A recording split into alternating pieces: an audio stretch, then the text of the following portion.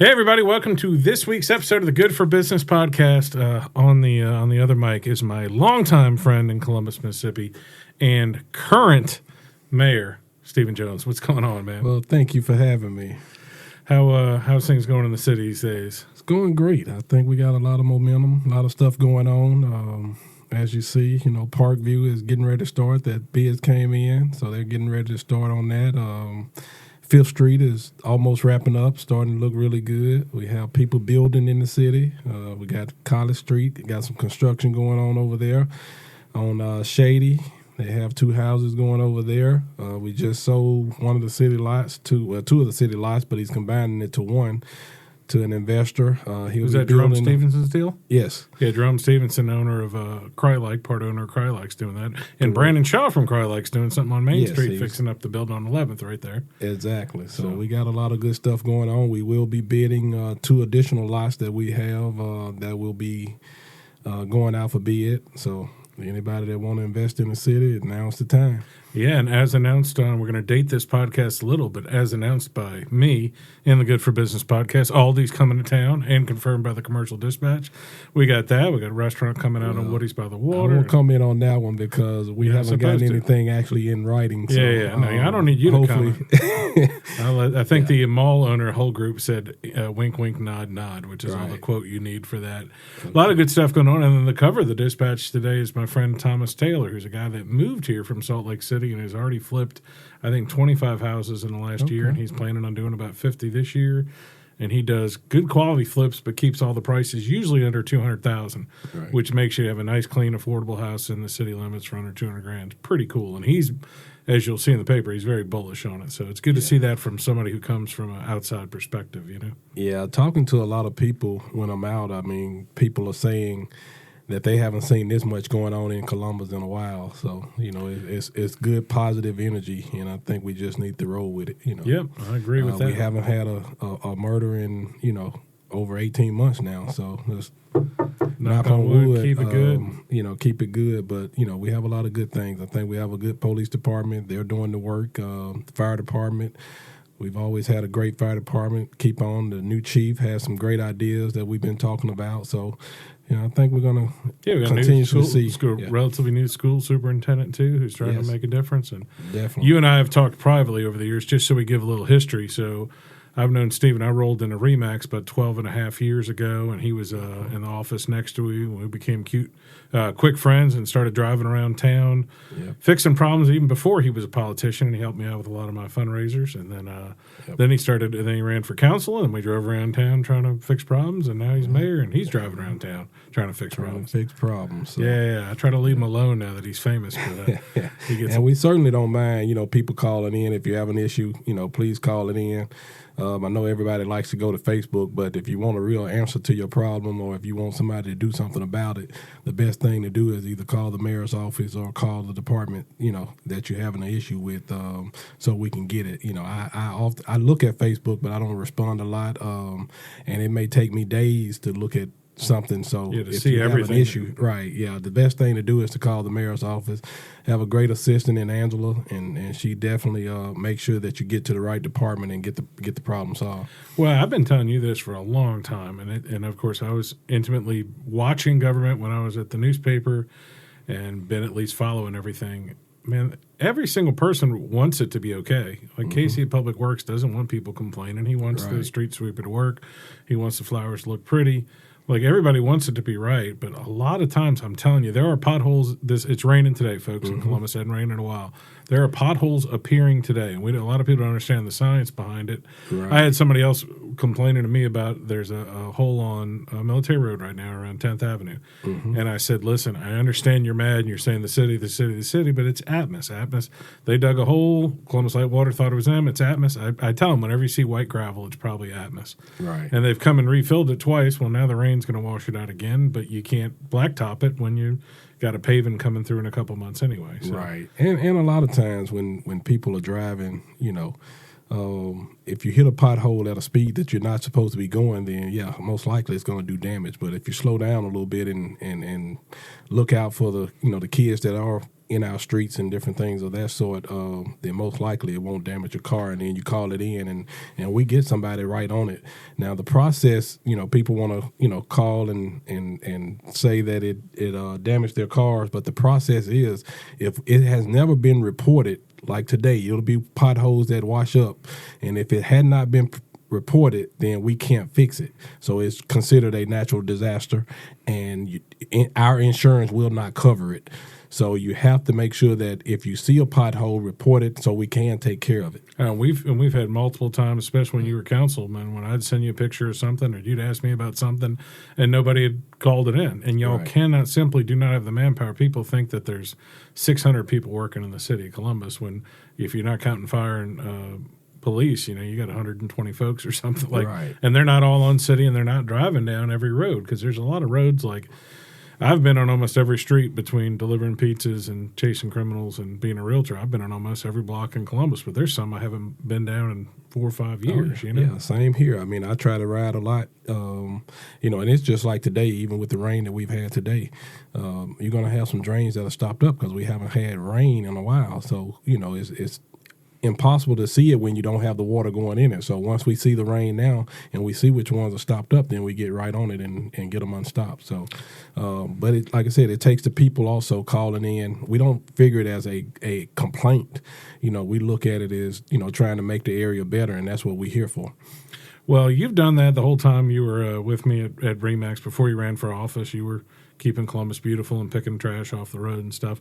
Can you talk a little bit about your upbringing here, living? I know not many people know this. You're somewhat of a, what do we call a vegetarian, pescatarian? Pescatarian. And why is that? Is that because you grew up in a slaughterhouse or a slaughterhouse adjacent? No, actually, I'll tell a funny story. When we grew up, my dad had a bunch of hogs, so we ate pork a whole lot. So when I actually graduated high school, I stopped eating pork. I think that was the last time that I ate pork. But actually, my ex-wife, Diamond's mother, she had some stomach issues, and when we stopped eating meat, she stopped having the issues as bad. So I just never started back, and that's probably been over 30 years since I've eaten meat. So did you grow up in Columbus proper or in the county? Yeah. Where were you? No, I grew up in the city, over by Sim Scott Park, right across from Sim Scott. I played baseball in the park, just like everybody else. I ran the streets from south side to north side. I was familiar on both sides because my grandmother stayed on south side, and we stayed on south side till we was probably about 3 or 4, something like that, and then we moved over to north side. And so I was always back and forth from north side to south side because my grandmother and them still stayed on the south side. So everybody knew me as Little Red over there on in both areas. So that's why a lot of people know me on both sides of the town. There you go. So what was your first job like out of high school? Out of high school, my first job was at Video USA and a little company called Doc's Rib. My mother used to actually work there. It was owned by a couple of doctors, and it was called Doc's Ribs over behind the Waffle House. And she worked there part-time when she wasn't working at the hospital. And so I used to help out there. But my first real job was Video USA, where I actually worked and became district manager and, moved up. Where was Video USA? Was it on 45 by Holly Hills? We had 2 of them here. We had one on 82 and we had one on 45. The first one was on 82, and then I later opened up the one on 45. Was it the Holly Hills Plaza? Or where was Holly Hills Plaza. When did it shut down? We had one in Starkville. I sold real estate for 15, 16 years. So right before, actually we saw how it was going. So I started looking for another career. Yeah. And I became a real estate agent and was pretty successful in that. But yeah, it closed down probably around 18, 20 years now, something like that. So. Yeah, I think it was open when I got here. And the reason I remember is because I remember when I moved here and I met Roger at the Packet. Yeah. Like 2 weeks after I moved here, there was a black bear, a mama bear that lost its cub or something, and was crossing on Highway 45. And the way Roger described it was by the video store, you know. I remember and I remembered that. So I was here 2 weeks. That happened. My wife and I looked at a house on Highway 12 way up in Caledonia. We looked at it a second time we went. We sat on the porch. The sun was going down. my wife was inside with the realtor, and I heard a freaking tiger roar, like, roar. And I'm like, there's bears, and now I got home and told my wife, she's like, there's no tigers, you dumb city boy. And then guess what? We call the realtor. I'm like, yeah, she says he heard a tiger, but other than that, we love it. She's like, oh yeah, there's a big cat rescue right across the street, and I'm like, what is going? And then literally another day later, I was going to Papa John's and I saw a bald eagle. Now this was 20 years ago. Social media wasn't as prevalent. Right. I learned in grammar school and high school in the 80s and 90s that bald eagles were almost extinct. So, and they're in Montana. They're not in Columbus, Mississippi. And my wife, again, is like, quit making up stuff. I'm like, I'm telling you. And it was like 5 years later before we went to Prophet's Porch and somebody was like, they have a bald eagle's nest out there. I'm like, I told you. I remember hearing that story about the bald eagle back then. So. Well, they're all over the place now. So it did pretty. I remember they had one that hit a wire and died when Chief Shelton was around by the police station. So. Yep. So that's something. And then you were in real estate. I think you were the Remax Rookie of the Year for the state of Mississippi. And when I showed up there, you were killing it. I mean, you're doing. I think the average realtor does 6 to 7 deals a year. And Stephen, you were doing 50 to 60 when I showed up, pretty much. Oh yeah, I was doing pretty well in it, and then I got into politics. Yeah, what a great choice there. So I still did well while I was in politics, but I probably did better when I wasn't. So it just takes a lot of time. Well, you're also, and I've seen that firsthand. Like if somebody calls about a pothole, you kind of take that as seriously as dealing with a house. And I think once you get elected mayor, you got to put your license on hold. You don't have to, but I think you did. I did. Right? Yeah, I did go inactive because I just don't have the time, and plus I didn't want anybody to think that I was using my license to get any kind of what's funny about that is because for a long time you were the guy that was taking the hit on foreclosures and dealing with $30,000 and $50,000 houses, and that doesn't seem like a great benefit of being in politics if you get that sort of thing done. So, what made you want to get into politics? Well, I sold my house. I was living on Wolf Road, and I sold my house, and I actually moved over in East Columbus and really couldn't get comfortable out there, I guess because I didn't grow up out there. So I ended up stayed out there probably a week or two and then moved over in our family house. My sister actually still lives there. So I moved over there and then just seeing stuff in the area, how things were and wanting to help. I've always been partial to senior citizens and kids, so, wanting to make the area better.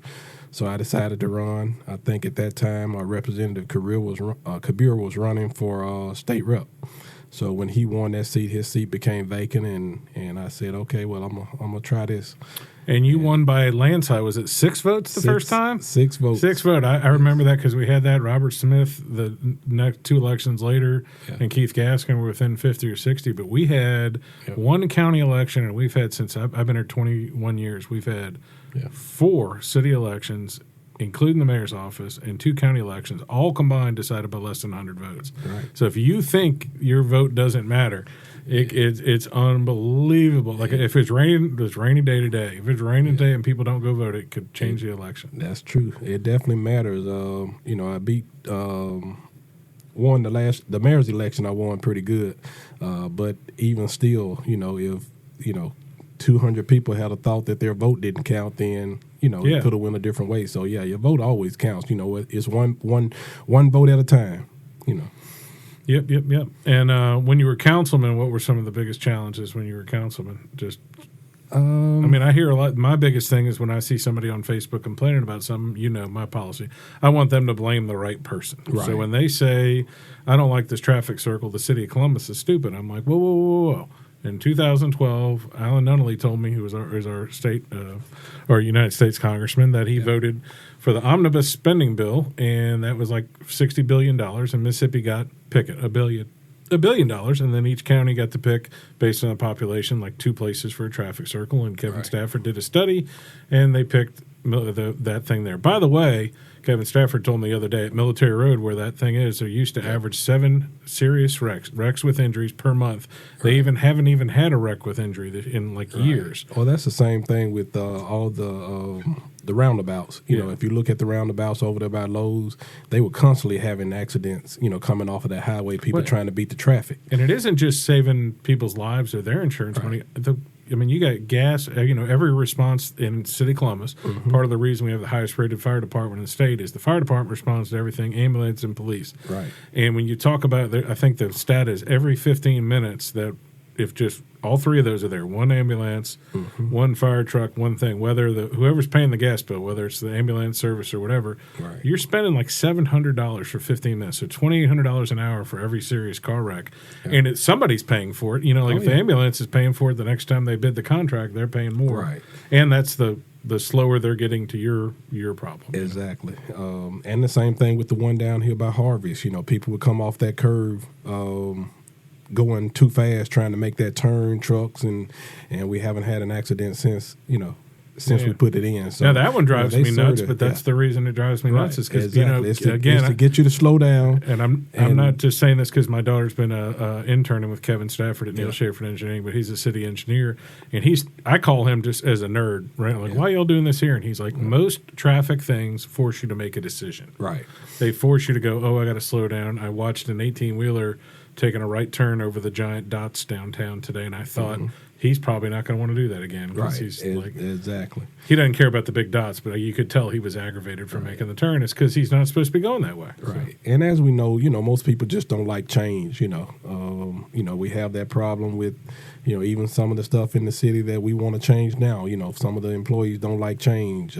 People just do not like change, but once they get used to the change, then they realize that it was for the best. So, I had a good client friend who complained about the Burns Dirt and Construction, which is doing the work right there on the highway, on 5th Street North, technically, at the beginning right there where they're doing all the trees and all this stuff. Right. And it's taken longer, but it still hasn't taken longer than the original scope that was given out. They're going to no, they're going to finish way ahead of the schedule. Way ahead, but everybody and then the thing I told him was like, I saw you complaining about it. I wasn't going to jump in because they're my friends and my clients at the Parkview development. And I was like, they haven't blocked the street at all. He's like, what do you mean? I'm like, they made it so you could drive through there every day. And I said, some of the things they're doing is, again, what I learned from Kevin years ago. The reason the cones were in certain places was to teach you, as people go there every day, to mindlessly drive through and not hit because there's going to be a tree there in a couple and what days. the end result will be. It's going to be beautiful. Yeah. And it's made to slow down traffic right there in that area. People in that laundromat and those other businesses, I think the restaurant, the store, convenience store, people are walking back and forth, and then plus this allow people, once they get through with Parkview, they'll have a good walk down to the soccer complex. So, it's all done, it's looking good, but it's all done for a reason also. And then we'll, at the end of the day, we'll connect it all the way downtown. We've been looking at, still in one of the previous plans, they wanted to take the river walk on down to the base, so that'll probably come back up and probably be done in phases. And I remember part of that was, the bypass 20 years ago. I mean, 3 different times was supposed to go, back by Wilkins Wise, and they gave up on that. But I can tell you that there's no business on Highway 45 complaining about traffic. They like that. Right. Oh, yeah. You'd rather have all that traffic going there. And I mean, I have Air Force families all the time that love the soccer complex and Riverwalk, that quality of life, or they call it quality of place. They just like it. And that wasn't here when I got here, and I've been here 20 years. Right. I remember they were tearing up the soccer complex when I got here. So. And then the amphitheater, once they finish that, they I think the bids will be next week or the week after. We'll have the bids in for that, so they'll start work on that. So, like I said, Columbus, we have a lot of good things going on. So we just we do. I mean, it's like a lot of things. You just got to start. You got to start talking good about yourself, and that's it. I have more friends who are doing it over time who've been here because there's a large contingent of people, especially that live downtown, who are just who have bet big on Columbus for a long time. And there's some surprising stuff. I've been doing some comps, comparable sales for real estate in the heart of East Columbus, where a lot of people don't even think they want to go or live. A couple $200,000 houses sold near Columbus High this year. Like they're some of the neighborhoods are becoming more owner occupied than renters, right? And which is helping everybody. And we're very fortunate to be like on TVA's grid and have Columbus Light and Water, just a very fiscally sound group running our operation. Not everything's perfect, but we have a lot of advantages here. So. Well, Columbus is only going to get better. We're actually working on some rental ordinances and different things also. So we're going to make Columbus better. There you go. How is I know the biggest challenge anybody will ever say with Columbus is some people touch on crime, but statistically speaking, we're not that different than most towns our size. What about schools? So the biggest thing, I know we got a new superintendent. You and I have talked in the past about like every troubled kid goes through Columbus Middle. And, you know, I don't know if 100% vocational training is the way to go, but what's your opinion on what they need to do to, in my opinion, you know, if you took we've talked about poverty being the issue of third generation people who've never read and never done anything, you know, like didn't get to go to school, being the bigger challenge than blaming teachers or like some people literally blame the school building. You know what I mean? Well, it's just about keeping kids in school. You know, when kids are missing school, then they're most likely to fail. I think we have a good superintendent, and we've had good superintendents in the past. But allowing people to do their jobs and giving them the support that they need. I think Columbus is definitely on the right track as far as school-wise. You know, sports, you know, play a big role. People may, you know, think that it doesn't, but if you have a winning program, then kids are more likely to want to come to school and be a part of that. So the basketball team winning the championship. We have a new coach for football. Hopefully he'll do a great job. But once people buy in and support those programs, then it makes the kids buy in also. You know? Well, it matters for quality of life, too. And the best example I had that I was watching, and I am a nerd for this stuff, but I was watching like a municipal conference once, and the guy's like, take all the sports out of the city of Boston. Right. Yes, it's got great universities and great culture and great art, but not as many people want to live there. Right. And some people don't think that high school sports are that important, but I've been seeing, with the board of the Lowndes County Sports Hall of Fame and seeing just how valuable and important it has been to those kind of people. And we have so many great things going on in town. I just left the Rotary luncheon that had the theater. Like we got a great theater that's reaching out to the inner city schools. Right. And academically, I mean, we have some great students in school. My granddaughter goes to middle school, and you know she's made all A's, you know, since she's been there. So we have some really smart kids in the school. You know, and theater. They do a lot of theater plays. Miss Petty done a great job, you know, with them putting on plays. So they have a lot of good stuff going on in the school. I think it's just, you know, getting the kids to buy in, and they have some great teachers, you know, that are really putting their heart into, you know, teaching the kids and wanting the schools to succeed. So I think, like I said, I think it all starts with building houses in Columbus and giving people places to live, and then that's going to return. You know, they'll go to the city schools, and you'll have, you know, greater school system. So I think we're on the right track.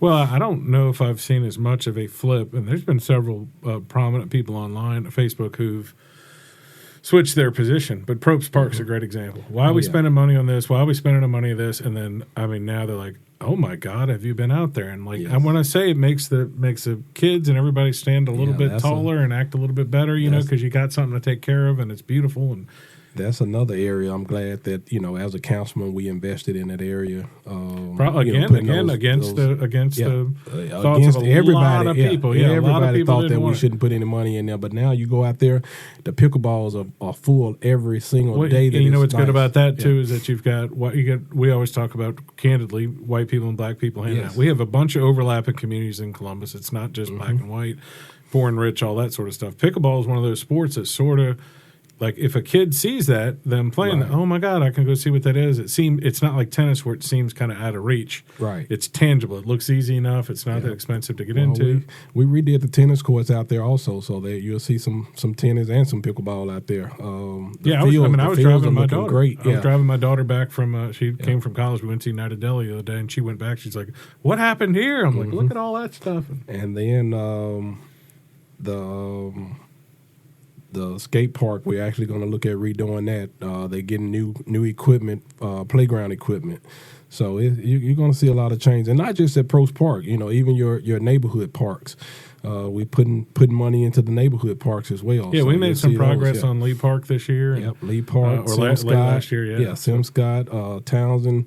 You know, all of those. We've been putting a little love into all of them. So I've always said that our neighborhood parks should be places where, you know, if you're in one of the centers and having a family reunion, then you feel comfortable out there on the field playing kickball and, you know, softball. We just don't have the families that we used to have. You know, when I grew up over on the north side at Sim Scott. You know, it was 6 of us in our family. The house next door had 5. The one down the street had 7. The other one had 8 or 9. You know, so you had enough just to fill in one little area. Yeah. You can make 7 or 8 teams in one area, but now you just don't have that. So that's why those fields are just neighborhood parks where you can go out and practice your craft. You know, if you got a kid that's living in the neighborhood, he can go out there and practice baseball. He can do it by himself, or he can go out there and practice shooting basketball by himself. You know, so trying to put things in those parks that kids can do by themselves to make themselves better. So when they do go to the school, we will have a winning program, or we'll have a player that can that has already practiced and played, and we just have to keep them safe. That's why when I was on the council, that's why the first thing that we did was make sure we put cameras around the park to keep them safe. So and just to continue things of that, you can't have a police there every minute of the day, but those cameras will really help. When I get to the office in the morning, the first thing I do is look at the cameras to make sure that all of them are working. So that when something does happen, we can look back and we can solve that problem. In the future, we also want to do a crime center, so those cameras will be monitored in the future. And maybe getting either some senior citizens or something to come in and watch them, or either connect with 911 where they actually have them in 911, so that when you call 911, something happens, they'll see who's coming out of the area, so they can relay that to the police. So we have a lot of good ideas. I was actually in D.C. hanging out with some of the other mayors, the mayor of Baltimore, which is doing a great job. The mayor of Birmingham, he's doing a great job. So just being able to talk to those people and seeing some of the stuff that they're doing and wanting to bring back to Columbus. So, that always makes a difference when somebody else has already figured out. You don't have to try to reinvent the wheel. So being able to call them up on the phone and say, hey, what you think about this? That helps me out a whole lot. Well, a lot of the big thinking at conferences now and stuff, when you talk about bettering schools and bettering communities, talks about number one is keeping the kids busy, whether it's even if their parents can't handle them or whatever, and giving them some sort of tangible hope. The example I give is when I done a couple career days at Columbus High, and I'm not blaming anybody for them not knowing this, but when I went there, I was like, are y'all aware that y'all can, if you graduate from high school and go to EMCC, and I said, and you can survive a year and a half there. You don't have to go 2 full years. They'll hire you at one of these factories, and some of these jobs are 60, 70 grand a year, starting off up to 100 grand. Right. And they're, and the teacher's like, well, nobody ever told us. And there isn't, it's kind of, we got the development link. It's not really their job. EMCC maybe, and we have VOTEC and stuff like that, but it's a hard message to get out there. Right. And, PACCAR probably does the best job hiring from Columbus, and especially African-American women and things. They just, they figure it's online. Everybody knows about it. But I mean, they're local business people. When I tell them that, they're like, your kid can make 100 grand at 22 years old. I'm right. Well, that's one of the things that, in speaking with the new fire chief, we want to get back into the schools and lower our age from 21 to 18 to be able to be a fireman. Because if you can go to the military at 18, you should be able to be a fireman or and protect our area. Yeah. So, he's going to get back into the schools and start these kids off early so that when they do graduate, then we got a job for them. And they've already, gone through some of the programs. So we got a lot of good things that we want to try in Columbus and got a lot of good people. And that's what makes me, helps me out, being a mayor, is having great people around me. My COO, Jamie, she does a great job. Jeff Turney is the city attorney. Mr. Brigham, Jim Brigham, the CFO. Those are my executive team, and we get together. We have a meeting every Thursday, executive meeting. So most people think it's just me making decisions. No, it's me and my team making a good decision. And sometimes I get, my stuff doesn't work, and then sometimes, I overrule them. But, for the most part, we make decisions together that's going to benefit the citizens of Columbus. So it's not just one person that, just putting it out there. They do a great job. They make me look good. So well, nothing's ever supposed to be perfect in politics. That's the reason it's there, and that's a big problem at the national, at the state level, is that they're just stuck and it's a one-party rule. And Columbus has been accused of that in the past, but right now, I know not everything's rosy and sunny behind closed doors. But like the council's working together. I think everybody feels heard on the council for the most part. Yeah. I know you and Jason get to talk. Jason's in the building, or Jason Spears kind of is right on the other side of this wall here. Right. Knock on there and hopefully he hears us. But like I said, they're active and ideas are getting presented, and y'all are workshopping your way through a lot of stuff. So yeah, as I told them, even from the start when they were all elected, my door is always open, to the council. We can discuss things and whichever way we think is going to be best for the citizen. At the end of the day, that's what we all want. Whether it's for Ward 1 or whether it's for Ward 6. I don't look at it as wards anymore. I look at it as the city of Columbus. So what is good for this ward may not be good for that ward. What is good for this ward may not be good for the other one. Yeah. So we look at it on a city basis and make sure that we're doing everything that's going to be right for all the citizens. Yeah. All right. So you and I and Kevin Stafford have talked for years, and I'm a nerd about it. It's not because I'm politically connected. I go to council meetings sometimes. Mm-hmm. I follow stuff. How has the paving of the city changed in the 12 years you've been in politics, or 11 years you've been in politics? Well, right now it basically was done, similar to how it had been done. This next go round of paving, not the one coming up right now, but the next one will use the data.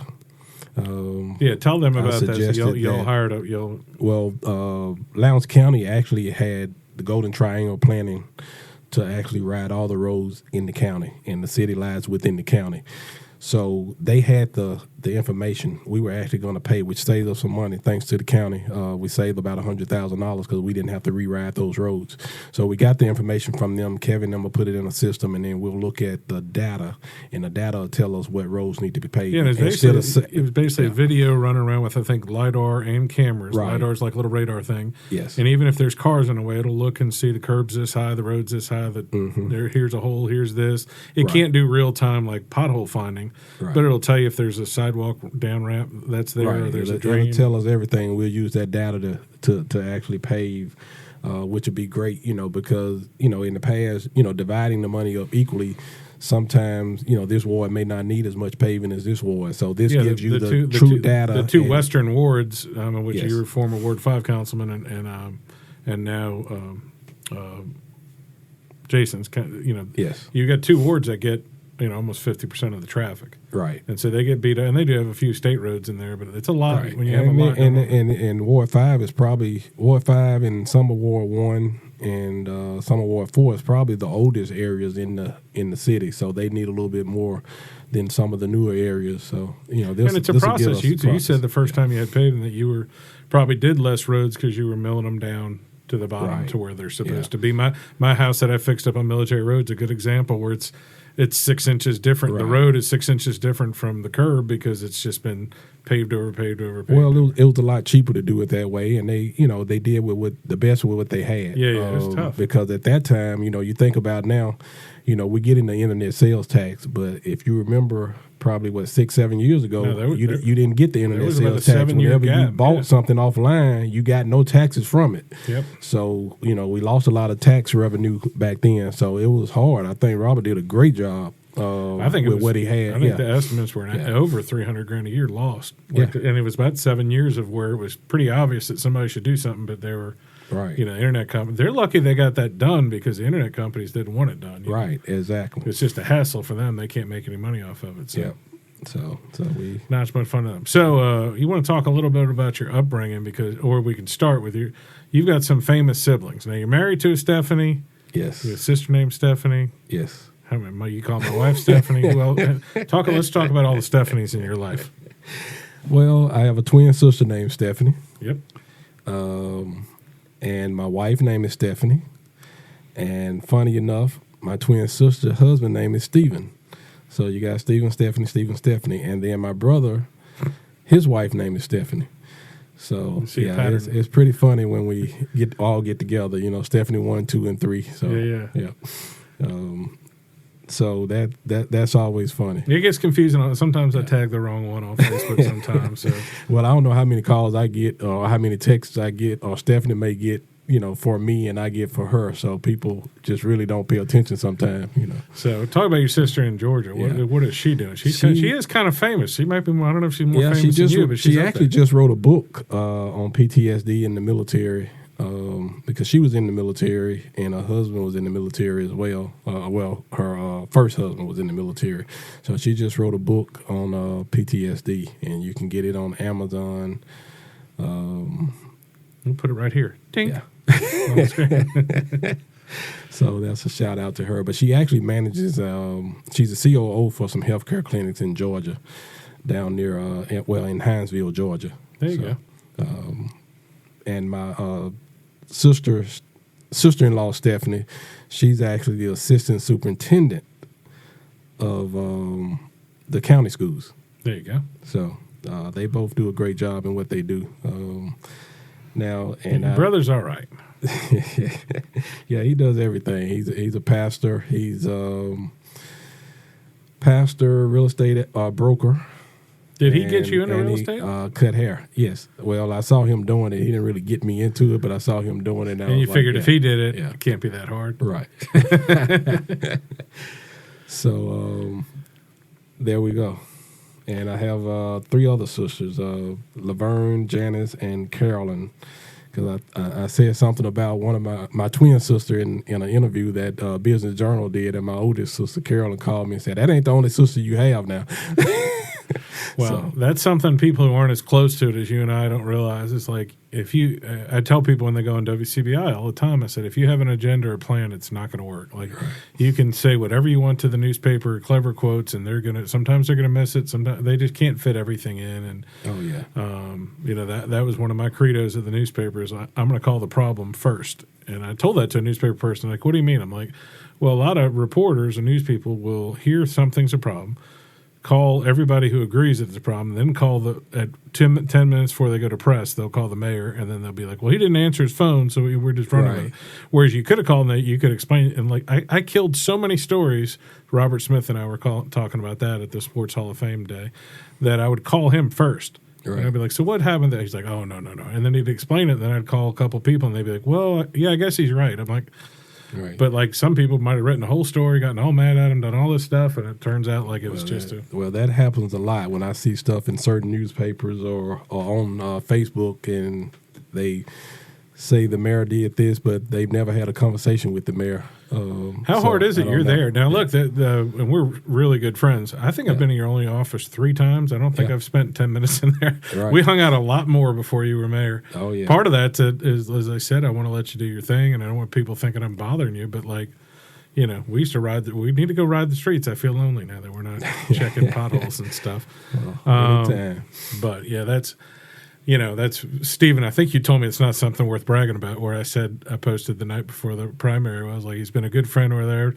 I don't give him any money. He's like, you can give me some money. Right. He's like, quit telling people you don't give me money.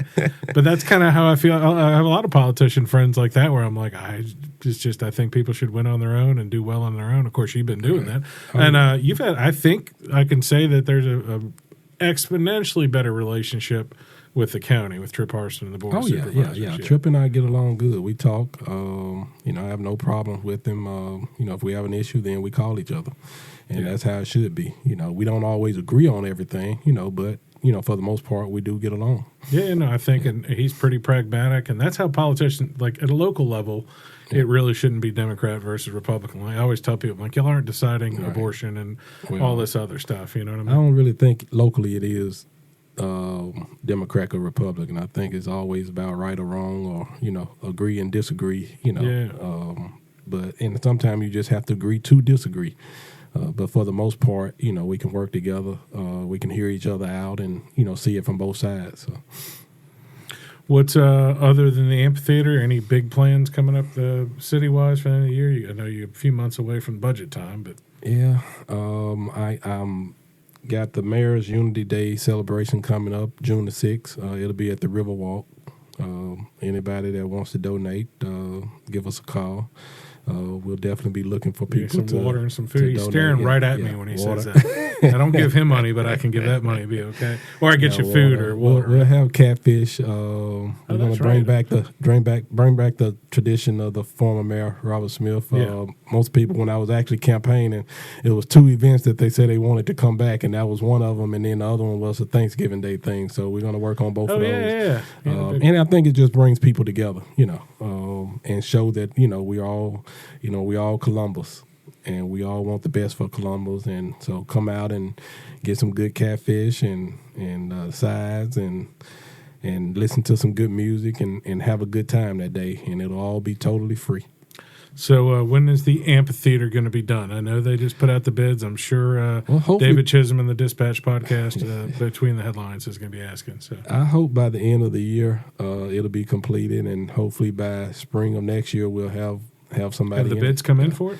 No, they should be. I think we got a meeting Monday, and they should be coming in right after that. Okay. And the scope of work, is it kind of 6 to 9 months sort of thing? Yeah, I'm thinking probably 6 to 9 months if the weather, depending on the weather. Yeah, a week like this week, you can't get anything done. Yeah, and I think, speaking of, you mentioned Parkview before, which is the Burns Bottom Parkview development. Full disclosure, I am the realtor for the Burns guys. But somebody else got the contract to do the work. Yes. And I think they're doing a couple more legal things before they should actually be starting to move some dirt pretty soon. So yeah, I think that'll get people excited because a lot of people, when we said, hey, we're selling 40 lots down there and some commercial stuff, they're like, who's going to buy there? Right. And then, what we were thinking for the first year was 6 to 7 people, and we had 12 out of the gate. And I've got a lot more who they're like, well, when I see the dirt go down, because, it's like 50,000 loads of dirt. It's a lot of dirt. Yeah. Oh, yeah. And I think that's going to be a great project. And like I said, with people building in other areas of the city, hopefully once they get this off the ground really good, the CRA will move toward, some of the other areas like, whether it be 7th Avenue or down by Probst Park, trying to help develop those areas. Yeah, that biggest opportunity is probably from Probst Park to Main Street, because I know the Magnolia Bowl is a very complicated thing being in the school, and now that Franklin Academy's. Well, one thing else I want to see is sidewalks. Wherever we have sidewalks, you should be able to walk down the sidewalks. But I want to see sidewalks from Military all the way down to Waterworks, from on College Street all the way down, from downtown all the way down to where the graveyard is, and maybe circle around so that they can walk down to Probst Park. On 7th Avenue from Military all the way down, 14th Avenue, Military all the way down, and Bell Avenue from where the college starts all the way down to where Canaan will be building their new church. So if people want to walk down to the church, they'll be able to. So those are some of my goals to try to get sidewalks in some of those areas. Most of Southside proper, like I call it the fancy part of Southside, downtown has them. Mm-hmm. Northside, where we live, is just kind of touch or go. Right. Especially like I don't know where you would put them on the hill on 5th Avenue by my house, but you would definitely need one right next to the Magnolia Bowl. That road's wide enough, but so that's all. Those are some areas that we'll be looking at. But like I said, we'll start in those areas first, trying to get them in the main, fairs to people be able to walk, up and down those roads. And especially once we start building houses, we want to make it where a neighborhood where kids feel comfortable getting out and playing. Yep, and I'm on it. We don't have a formal board right now. We have a committee with George Irby talking about the blight program, and the city's trying to work on some lots that need to be torn down. If anybody wants to know about that, contact George Irby, or I can give you a little heads up. But they have the Mississippi Home Corps has building programs for builders and contractors if they want to do it, where they can get an interest-free loan. I think for 18 months or so, or 2 years. I think for 3 years. 3 years to build a new house, interest-free. Yeah. And, we're working just kind of gradually getting through that because it's tough. But people are like, who's going to want to build there? I'm like, well, if you get an interest-free loan, you can generally get a smaller flip house. People always say who wants to build there, but, people don't think about, people that grew up in those areas. I grew up on North Side. I was very comfortable on North Side when I was staying over there. So, just because you never lived in that area doesn't mean that somebody else doesn't want to build there or somebody else doesn't want to live there. And you do it one house at a time. One house, if you build a nice house, somebody's going to want a new house. So they'll love to be in that area with a new house. Well, even where I am, you're on 4th Avenue on 5th, but when I moved there, then we had the gentleman who got Yard of the Month 2 doors down from me. He started doing his yard better. Right. And Peter Imes felt pressure across the street. Then I felt pressure because there was all nice, and then I fixed up that house in the corner, and for a while he didn't cut his grass, and then he started cutting it. Right. And I saw him one day. He's like, well, I feel a lot of pressure. The whole block's perfect, and my house is... His house was pretty good, but then it looked bad compared to everybody else's. Right, and that's how you make a difference. If the city is doing what we need to do on our end, then I think that people will do what they need to do on their end. I got to tell you, and this isn't everybody. A lot of the public probably didn't even know who Kenny Weigel was, but I can tell you every contractor, handyman, plumber, everybody in town knew him, and he was so darn nice. And next to, I think Pat Adair at the tax office is retiring. I think people are scared to death of Pat leaving. We need to synchronize his brain because he knows everything about you can call him in there and tell him a PIN number, and he's like, well, that plat and so sold it. Kenny Weagle was that for the city. He knew every building permit, knew where everybody lived. Well, we replaced him with Nathan and Catone, and I can tell great. you, every contractor was scared to death because Nathan, from a distance, seems very pragmatic and very by the book, and he is. But he has put systems into place. He wants everybody. He's looking for yes. He wants to win. I mean, every single person I know. He's doing a great job. We actually just rolled out online permitting. Cool. We're like I said, there's a lot of good things. Well, and that makes it better for the future. Everything just constantly coming up because we're doing so much that people don't even realize that we're doing in the city of Columbus to make Columbus better for the citizens. So that's one thing that online permitting that's going to be great for the citizens. So. Well, that was a transition wise that people don't realize about how much better that is to have. There's a lot of guys who are doing small jobs who didn't get a permit because they're like, oh, it's a pain. It was like $30 to get it. But if they can hit a button and do it, they're doing the work right already. Right. It wasn't that. It was just that extra 30 minutes of doing the little work. Now you got rid of that. And once they know about it, they'll do it. And which I think one of the other great things that we did when I was on the council was the trash cans. I mean, I probably wouldn't have picked the green color, but, overall, though, that's a good thing. We just need people to take them in at the end of the day. And people that own apartments, they should not be left out on the road, or on the street. Roads are in the county, streets in the city. So they shouldn't be left on the streets. They should be taken away at the end of the day. But we are going to start enforcing that. So we want the people to get ready for it. Even downtown, we're looking at putting some dumpsters in some areas and getting rid of the green cans downtown. Yeah, that was probably the biggest complaint I heard when that came in. And Bill Strauss, who cleans up downtown, he was your opponent for mayor, but he does a lot of work cleaning up, sweeping downtown. And he had as soon as they came out, he's like, before, like, the garbage men had a relationship with everybody, they put it out. And like, dumpsters are sometimes a challenge. But well, I was in Huntsville probably a year or two ago, and they have dumpsters in certain areas, and people just have to walk their trash down. That's the price of living downtown. You don't have the convenience of living in a house, so you got to work at it a little bit. The solution that they have in some neighborhoods they can't do it in the French Quarter, but nobody leave. I mean, you don't get to leave your trash on the street if you live in the French Quarter. What they have is they'll have every block. So, like, 3 of the 4 main downtown blocks touching Fifth have a back area, like a back. Well, actually, all 4 of them do. Right. And so what they'll do is they'll put a dumpster there with a big metal gate for the dump truck they hit with a remote, and a small one on the side for people, and you get a swipe like a card, and it gets you in, or an app on your phone, and it opens a gate so people don't dump in there, and it's an added cost, but over the course of time, nobody, if somebody fills that dump with mattresses one day, you're going to know who it is, or they broke in, as opposed to it happening constantly, so those are some of the things that we're looking at doing. I was out on Lee Drive, the apartments out there. I was out there one day looking at something, and they actually have a garbage dumpster at the front of the building. So anybody that lives in the apartment, they actually have to, walk their trash down, or either put it on their car and drive it down and then throw it away. So if they can do it at that apartment, then we should be able to do it in the downtown areas and in some of these apartments. So, well, that goes with what I was talking. We're talking to Quinn Brislin about Market Street today, and he was talking about my crawfish boil, which this should be out right for May 24th at my house, Sunday before Memorial Day. Crawfish boil for the Homeless Coalition about blocking the streets downtown. And I said that's one thing that Chief Daughtry and I agree on. Is like, man, it's good to block some streets off. Like, you want to have a vibrant downtown. That is, sometimes you can't just drive through the middle of it. You know what I mean? Yeah. You want things going on. Well, they are looking at adding a cost to, which in most other areas they do have a cost to block the roads, because it does cost, public works to have to come out there and do it. And so we are looking at adding a cost to it.